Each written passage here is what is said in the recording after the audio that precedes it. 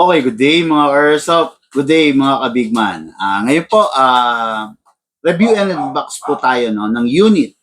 Unit po ng ating ka-Airsoft Sir Greg Miranda of Israya, Tagaytay. Taga-Tagaytay ito, no? So, okay, South kung tawagin, no? Sayang, no? Kasi ang Tagaytay, alam niyo naman, pwedeng-pwede kong puntahan niya, pwedeng-pwede kong i-COD yan, eh. Kaya lang, ano ngayon, eh, basag-basag, no? Basag-basag, isa lang yung magpapabook sa ganitong lugar, isa lang yung magpapabook, no? Hindi katulad dati na, halimbawa, sa parting Cavite, magpapabook 4 or 5 or 3, o di ba? Tapos sa Laguna, magpapabook 5, 4, 3, ganon. Ngayon kasi, isa sa Pampanga, isa sa Bataan, isa sa, ganon eh. Kaya hindi natin ma-COD eh, no?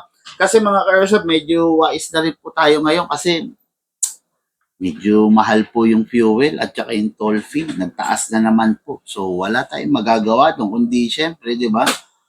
Pero, syempre, hanggat maaari, gusto natin ma-COD. Kaya lang may pagkakataon na hindi natin kaya. Okay?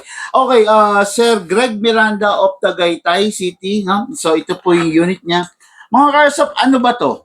This is the HK416 gas blowback rifle. Okay? Sa rifle kasi, merong tinatawag na gas type. Merong tinatawag na electric type. Okay? This is 1911 siguro pasok dyan. Pwede kang kumuha rito. This is a gas type. No? So, powered by a gas in short. Okay? Very rare to. No? This is AWE HK416. No? Rare edition to kasi normally RIS and CQB ang meron. Pero ito kasi, this is a HK model. Ayan, makikita nyo, napakaganda niyan mga Airsoft, no? Ayan, okay. Itong unit na to mga Airsoft is upgraded na rin. Okay? Naka-fine tuning, naka-trigger job, tapos naka-upgrade yung bolt nito. Okay? Normally, ang FPS ng isang gas blowback rifle, nag-a-average lang naman ng 380, 400, 420. Okay? Kaya lang yung kay Airsoft natin, nag-request ng, hindi kasya. Kung hindi kasya, gawa mo na lang paraan na tumayo. Kahit wag dyan, kahit pwede ka rin doon. No? Yan, doon. Yan, gawa mo lang siya ng sandalan, ganun. Yan, no? Ayun, as I was saying, nag-request yung ating ka-Airsoft, no? So, 380 to 400 FPS for 20, swerte mo na kung merong ganong FPS, no?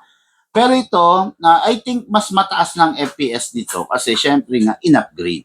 Okay? So, with no further ado, mga Airsoft, simulan na natin, no? Number 1, ganito bihira kasi ang airsoft shop na nagtuturo na mag-silicone oil ka. Kasi,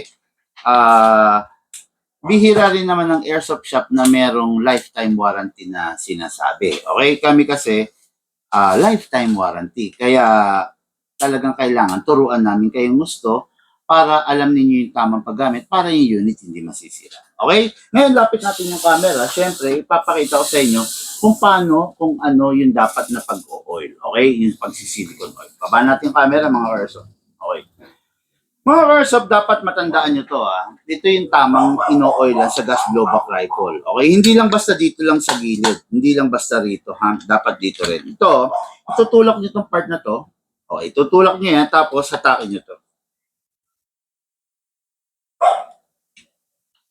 Yun. Okay, yan, nahatak nyo na. Hanggang dyan lang yan, hindi maaalis yan kasi bearing type yan. So, merong pumipigil sa kanya. Okay, after that, ito, babaliin nyo na to. Medyo sabit pa ata. Okay, babaliin nyo. Oh. Yun. Okay, yan, nabali na. Okay? Yan. Pag nabali na mga Airsoft, ito yung dapat yung lagyan dyan, ha? Bunutin lang natin to, ha? Okay. Ito. Okay. Tignan nyo to mga Airsoft. This is a roller bearing. Okay, roller bearing yan. Kailangan niya freely na gumagalaw, hindi maganit. Okay? Ngayon, mapapansin niyo to, ito yung rail kung saan siya umaandar. Yan ha. Ngayon, mauubos yan due to usage na paggamit, kas, mauubos yan. Okay? Mauubos yan, makakayod. Ngayon, pag walang silicone oil, yan daman na yung sarili mo sa pagkakaubos niyan. Okay? Ngayon, lalagyan natin siya ng silicone oil.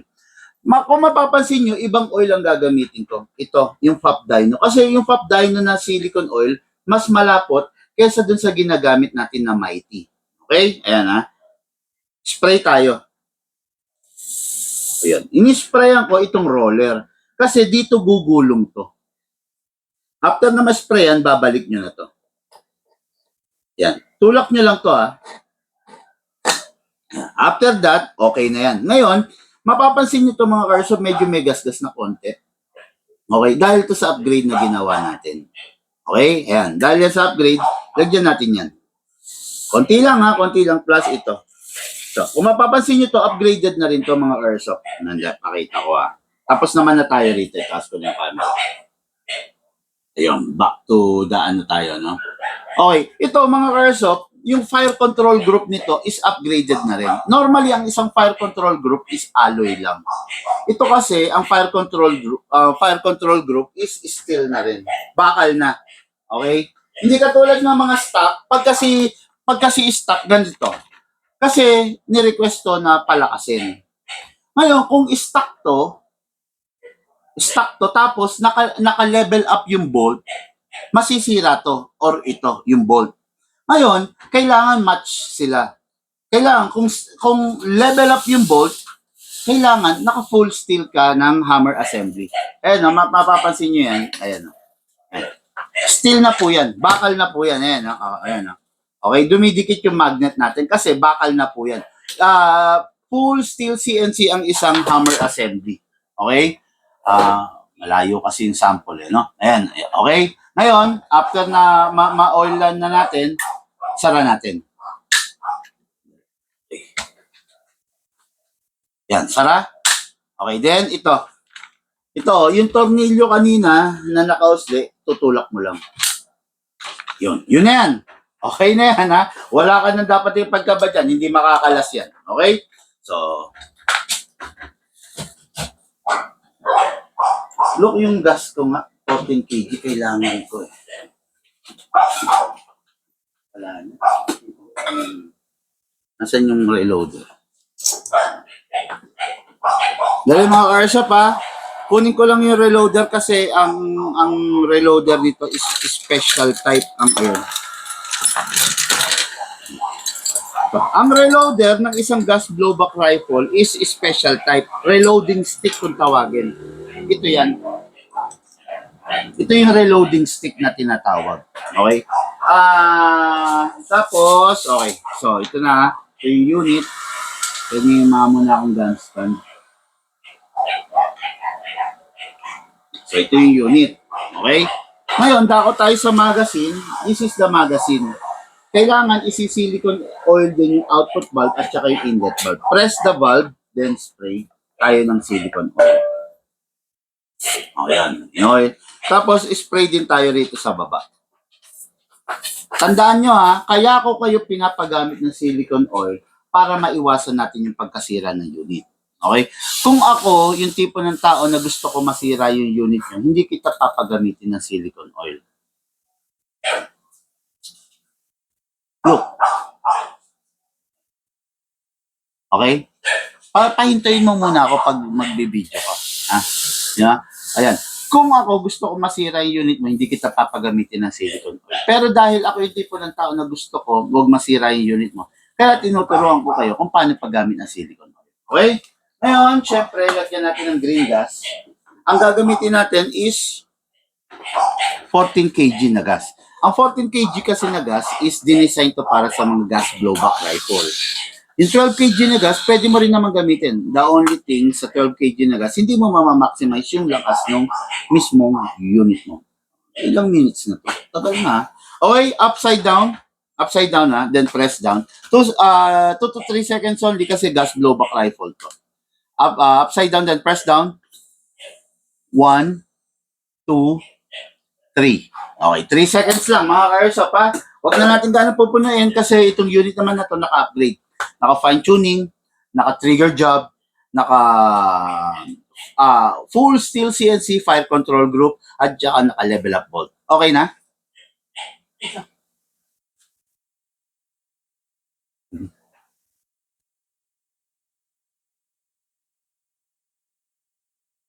Ayan, nagbibideo kasi si Lucas eh. Siyempre kailangan wag lang maingay. Okay? So ngayon, ito na. Ito na yung magazine. Siyempre, anong gagawin natin? Lalagyan na natin ng bala. Okay? Kaya lang, ang lamig ng magazine. Nasa aircon kasi tayo. Nasa aircon kasi, ang lamig. Gusto ko sana, parang meron siyang, wala naman. Okay, no, gusto ko sana ano siya. Parang may sinisingaw.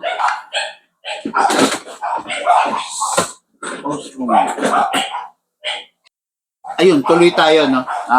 So, maglalagay na tayo ng bala, mga airsoft, no? Using the bala na 30 grams, ayan, 30 grams, lalagyan natin itong reloading stick ng 15. Ayan, 5, 10, 15. May indicator yan. Actually, 15, 16, 18 na rounds na to, no? Napuno ko no? So, dito, i-inject natin. Ayan, no? Using this pusher, ayan, no?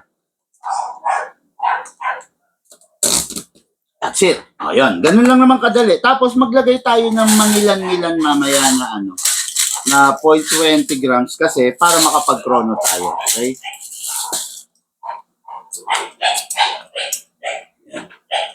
Ayan. Push lang natin ha. Yun. Okay. So, ayan na. Loaded na. Maximum rounds, 30 rounds. Okay? Ngayon, pasok natin sa unit. Make sure you heard the clicking sound. Tapos, ito, kinakasa dito sa charging handle. Hatak, ayan no, bolt, ready to fire. Okay? Ngayon, chrono test tayo para makita nyo kung gaano siya kalakas. Okay? Look sa camera. Okay, papakita ni Lucas yung chrono result. Single fire, firing. 574. 574 FPS. Okay? Nakita nyo naman. Stock FPS nito, 380 to 400 FPS, swerte na pag nag-420. Dahil in-upgrade natin, full steel CNC fire control group at saka naka-level up bolt, 500 FPS. 574. Firing. 564. 564. Firing. 557. 557. Firing. 554. 554. Firing. 546. Ayan, nakita nyo naman, no? Mga airsoft, yung kung mapapansin nyo, from 574, bumaba siya ng 540 something. Normal po iyon sa mga gas type. Kasi ang gas type, lumalamig. Lumalamig yung mismong system niya.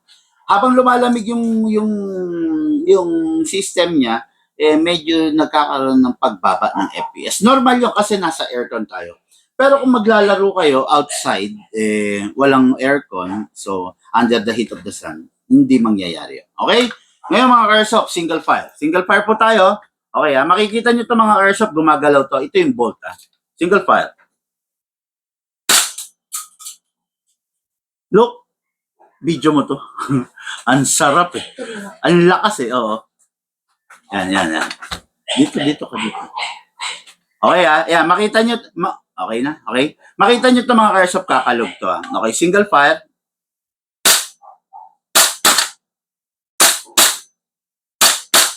Kita nyo, rapid fire natin mga airsoft.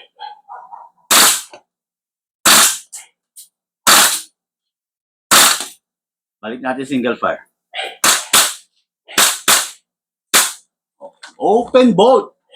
Kasi wala nang bala. Next thing to do, release the magazine, then release the bolt. Dito yan. Okay, then rest the hammer by pressing the trigger. Okay, na? So, tapos balik natin laging safe okay, wag na. Okay. So, napakaganda ng unit, di ba? Napakalakas, napakatindi. from 380 to 420, napalakas natin ng 570 dahil upgraded po yung laman loob. Okay? Pag hindi upgraded, hindi ganito kalakas yung FPS. Hindi rin ganito kalakas yung kick, hindi rin ganito kalakas yung kalog. Kaya ay yung sipa, sorry, hindi kalog, sipa. Kaya malakas kasi upgraded po. Okay? Again, yung upgrade, fine-tuning, trigger job, level, power-up bolt, at saka fire control group na full steel CNC. Maraming salamat po mga ka-airsoft. Pa-like and share, subscribe po sa ating YouTube channel. Thank you po.